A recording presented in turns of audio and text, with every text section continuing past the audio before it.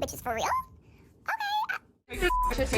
Watch your tone. Watch your tone. No, you watch your tongue. Watch your tone. You watch your tone. What's going on, heavy hitters? Welcome if this is your first time. Welcome back if it is not. It's been a minute, y'all. I needed a little break, but I am back. Baby, Summer House, Martha's Vineyard. I don't like that bitch Bria. And that dog.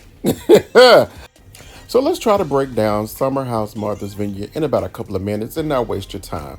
This is a cast of African Americans, some who are pretentious, some who are posing, some who are affluent, some are studious, some belong to fraternities and sororities, some of their space fillers. The first episode starts off with the friends meeting of course, in Martha's Vineyard. They find their rooms, they discuss a few things. There's this pretentious black Barbie girl who's there with her dog that's in the way, getting their hair on all of the furniture and everything. So a couple of the girls are upset. A couple of the girls talk about how they have to live in a car. Some of the guys are there working out. Some, again, are just taking up space. We end the episode of one when Silas, and I forget what his wife's name, he's talking to Jordan, who are girlfriends, homegirls. And when living in New York, they stayed out late. He has a real misogynistic, in my mind, way of thinking. And he had a problem wanting to basically blame Jordan for the fact that his wife and Jordan are friends. And two grown women were out late in New York working at the Playboy Club. However, somehow it was Jordan's fault. That ends episode 1. Episode 2 starts off where we left off at dinner when Silas is pretty much telling Jordan, yeah, you're a slut from the 90s. No, I'm just playing. Pretty much putting all of the things that they were doing, staying out late, making it pretty much Jordan's fault and not acting like his wife is an adult who can think for herself. He has a really antiquated way of thinking. Like, she makes his breakfast. She pretty much caters to him.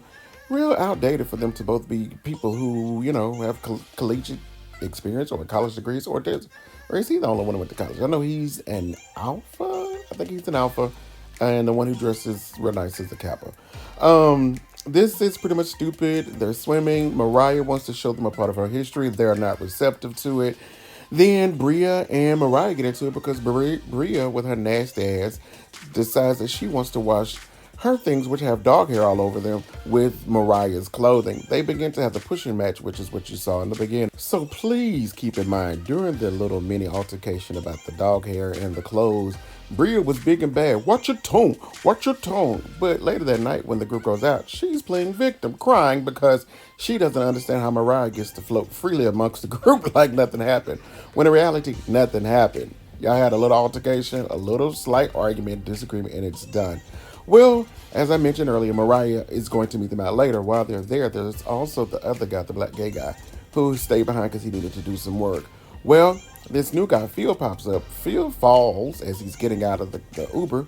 But there's something about this guy that is just off. He's like loony, loud, needs to be seen, wants to be the life of the party. Pretty much where they're compensating for other inadequacies by begging to be seen. Well, they all meet each other out.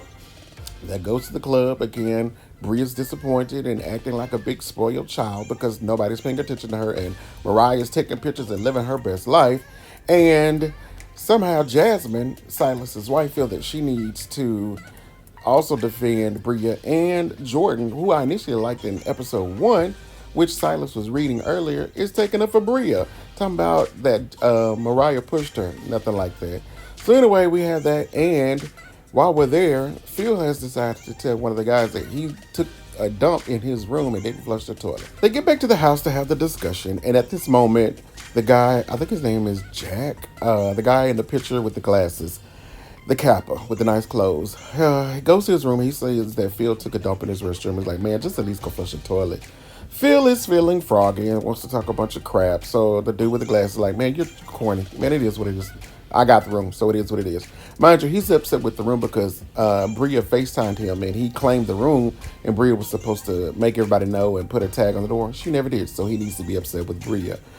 Everybody's like, dude, you're corny. So he starts talking mad SHYT.